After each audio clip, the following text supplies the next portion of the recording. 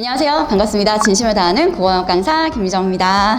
저희 아이들의 2, 3학년도 수능이 끝나고 2, 4학년도 수능이 시작됐죠. 네, 오늘 제가 어머니들께 말씀드릴 내용은 총 4가지입니다. 자, 이 4가지 내용 지금부터 같이 한번 시작해 보도록 하겠습니다. 제일 첫 번째, 어제 본 수능. 어저께 시험의 큰 특징은 3가지로 말씀드릴 수 있을 것 같아요. 제일 첫 번째, 등급을 가르는 독서. 일단 등급을 가르는 문제가 하나, 둘, 셋, 넷, 다섯, 6개를 제가 써놨는데 저희가 흔히 등급을 가르는 문제라고 말씀드리는 건 정답률 70% 이하의 문항입니다. 45문항 중에 정답률 70% 이하의 문항은 전부 다 독서에 있었어요. 문학 쉽게 출제됐고요. 언어 까다로웠어요. 자, 이건 우리 아이들이 가장 많이 틀린 문제 5개를 통해서도 확인할 수 있는데요. 화작을 선택한, 화법과 작문을 선택한 친구들이 제일 많이 틀린 문제에 전부 다 독서인 거 보이시죠? 자, 그런데 언어와 매체를 선택한 친구들이 제일 많이 틀린 문제 살펴볼까요? 독서, 언매라고 되어 있지만 이거 전부 다 언어 문제예요. 지금 보시면 아시겠지만 등급을 가르는 문제는 결국 다 출제됐다. 아, 그러면 그 등급을 가르는 문제가 되게 어려웠나? 아니죠. 사실 저희가 쉬웠다 어려웠다를 판단하는 기준은 항상 작년 수능일 것 같아요. 작년 수능의 1컷은 화작, 언매 둘 다 82점이었고요. 이번 시험 보시면 10점 이상 올라간 거 눈에 보이시죠? 네. 지금 이거는 어제 본 시험이라서 아직 확정 등급 컷은 아니고요. 예상되는 추정 등급 컷인데 지금 화작의 경우에 92에서 93, 언매의 경우는 89에서 90 왔다 갔다 하고 있어요. 자, 네, 여기까지는 큰 의미가 없습니다. 왜요? 이건 지나간 시험이잖아요. 저희가 지금 이 자리에 있는 이유는 2, 3 수능이 이렇게 나왔구나가 중요한 게 아니라 2, 3 수능이 이렇게 나왔고 우리가 2, 4 수능을 어떻게 대비해야 하지? 라는 부분입니다.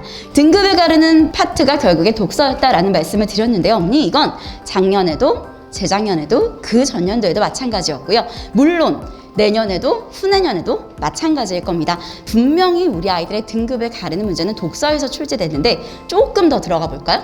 독서에서 왜 틀렸을까? 글을 뭉쳐 읽기 때문이에요. 이번 모평 6월도 그랬고요. 9월도 그랬고요. 모두 오답을 도출해낸 방식이 같아요. 정보의 관계성을 놓치지 않는 정독 습관이 필요한데 수식어랑 피수식어를 뭉쳐 읽는 거예요. 주체와 객체를 뭉쳐 읽는 거예요. 주어와 서술어의 관계를 파악하지 않고 그 부분을 퉁퉁퉁 이렇게 하면 딱 틀리게 문제를 구현시켜요. 이번 겨울방학 때 우리 아이들이 반드시 잡아야 하는 것은 정보의 관계성을 놓치지 않는 정독하는 습관입니다. 문학, 당연히 EBS 하겠죠. 이게 너무 수줍은데 제가 1타 강사가 될 때까지 되게 큰 도움을 받았던 부분 중에 하나가 사실은 EBS 연계긴 하거든요. EBS에서 수능에서 50% 연계되잖아요. 무조건 해야 돼요. 문학 쉽게 출제되잖아요. 근데 EBS 왜 해야 할까요? 문학에서 시간을 줄여서 비문학에서 써야 하니까. 우리 아이들이 3학년이 되면 모든 학교에서 전부 다 EBS로 수업을 진행하게 될 거예요. 그렇기 때문에 겨울방학 때 EBS 하지 않아도 됩니다. 우리 아이들은 언제? 겨울방학 때에는 갈래별로 독해법을 학습해서 비연계를 대비하는 게 훨씬 필요한 문학 공부 방법이에요. 아, 현대시 이렇게 분석해야 되는구나. 현대소설 이렇게 분석해야 되는구나. 고전시가 이렇게 분석해야 되는구나. 라는 학습법을 배우고 3개년 기출 싹 정리. 이게 겨울방학의 미션입니다. 그리고 3월 달에 학기가 시작되면 EBS로 낯선 지문을 독해하는 연습 플러스 연계 공부가 같이 진행이 된다라고 생각하시면 될 것 같고요. 마지막, 이번 겨울방학 선택 과목 무조건 해야 해요. 어떻게 생각하세요? 화작이 나을까요? 언매가 나을까요? 저는 개인적으로 대부분 언매를 선택하셨을 거라고 생각하지만 아직도 만약에 고민 중이시라면 저는 이번 방학 때 꼭 언매하라고 말씀드리고 싶어요. 표점에서 유리할 수밖에 없잖아요. 자, 그런데 그 언매를 잡으려면 겨울방학 때 공부를 해둬야 되겠죠? 등급에 가르는 문제는 결국에 독서일 거기 때문에 자, 이 표는 여기에 기반해서 만든 이번 겨울방학 국어 공부에 써야 하는 시간을 비율로 나눠본 거예요. 이번에 아이가 나 전체적인 학습 시간이 얼마가 나오고 그 중에서 국어에 얼마를 쓸 수 있어 라는 퍼센테이지가 나왔을 때 절반에서 60% 정도는 독서에 투자하는 것이 맞습니다. 언매의 경우에는 30%, 총 내가 국어에서 잡은 학습 시간의 30% 정도는 언매에 투자할 수 있게 화작 10%면 충분합니다. 화장은 정말 할 게 없거든요. 네, 학습 시간에 이 정도의 비율로 이번 겨울방학을 보내는 것을 추천드립니다. 우리 아이들 생각보다 굉장히 똑똑해요. 우리 아이들이 나 이제 예비 고3이 아니라 진짜 고3 됐구나. 이제 진짜 내 입시가 시작이구나 라는 생각을 아이들이 언제 하는지 아세요? 수능 풀어볼 때. 언제 풀어보셔도 상관없는데요. 내가 고3이다 라는 생각을 강력하게 하기 위해서는 반드시 수능 문제 풀려주세요. 근데 여기서 끝나면 안 되겠죠? 수능 문제를 이렇게 풀릴게요. 제가 추천드리는 시간은 75분이에요. 자, 75분 동안 시간을 다음에 못 푼 문제는 다시 천천히 풀어주세요. 그리고 나서 복기하는데, 자, 이 복기가 중요해요. 내가 어떤 사고 과정으로 문제를 풀었지? 어떤 파트까지 몇 분 정도 걸렸지? 못 푼 문제는 왜 못 풀었지? 시간이 없어서 못 풀었나? 내가 어떤 부분에서 오독이 일어났지? 라는 자신의 사고 과정을 쭉 복기해 보는 것을 추천드립니다. 단순하게 문제를 푸는 거에서 끝나면 절대 안 돼요. 반드시 자신의 부족한 부분을 보완할 수 있는 분석이 필요한데요. 분석해봐 라는 이야기를 했을 때 분석이요? 분석이 뭐죠? 자, 저희가 함께 해보겠습니다. 학생 A, 학생 B 둘 다 94점입니다. 이번 수능이었으면 둘 다 1등급이었겠네요. 자, 밑에 쓰여있는 숫자가 보이시죠?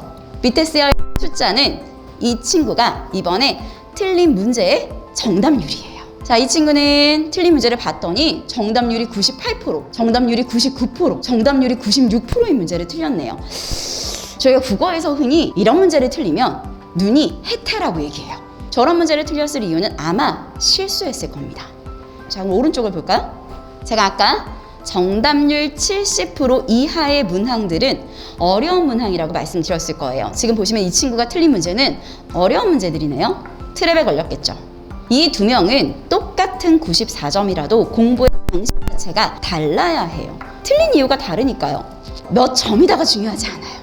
어떤 선지를 골랐는지, 어떤 문제를 틀렸는지, 뭐 때문에 틀렸는지라는 부분을 보완해야죠. 제가 아이들을 가르치다 느낀 건 실수는 누구나 합니다. 그 실수를 고치려는 노력을 하는지 안 하는지가 실력의 차이죠.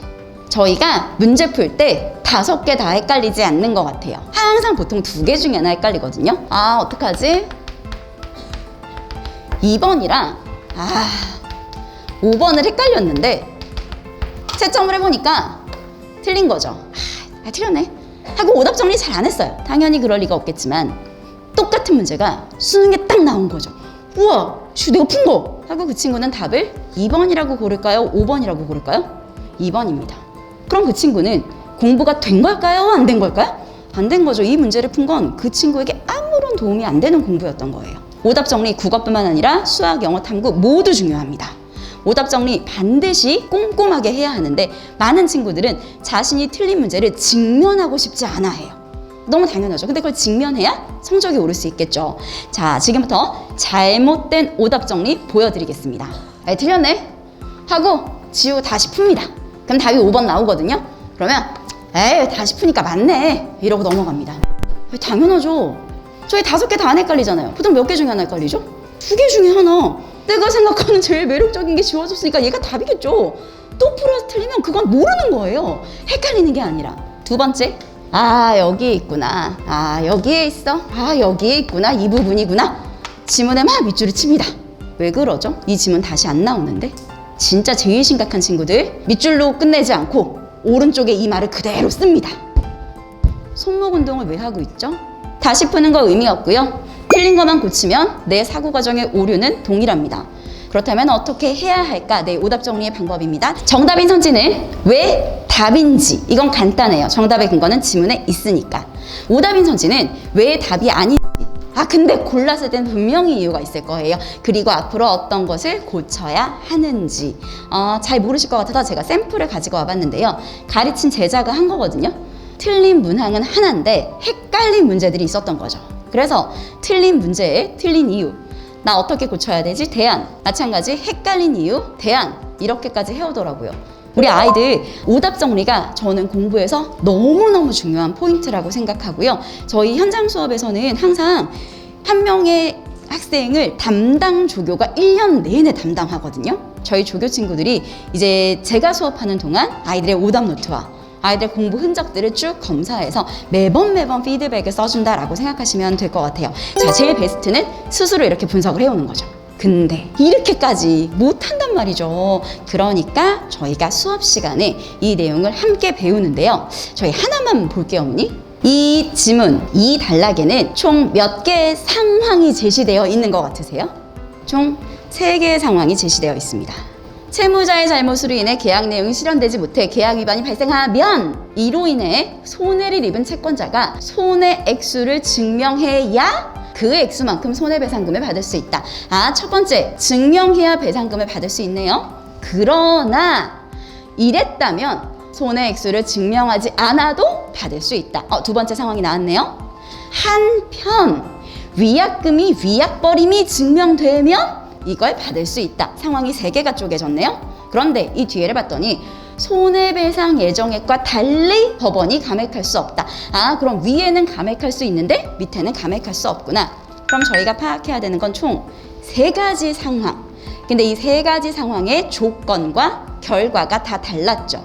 자, 그럼 문제를 출제해 볼까요? 어떤 문제를 출제할 수밖에 없을까요? 출제자는 상황을 몇 개 줄까요? 3개 주죠. 상황을 3개 주고 나서 이 각각의 상황이 앞에 누구한테 해당되는 거야?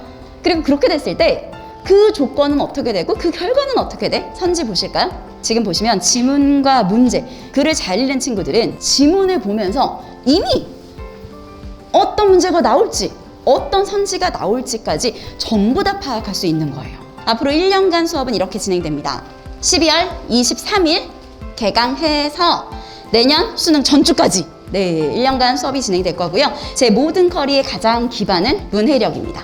국어는 무엇을 공부하는지가 중요한 게 아니라 어떻게 공부하는지가 훨씬 중요합니다.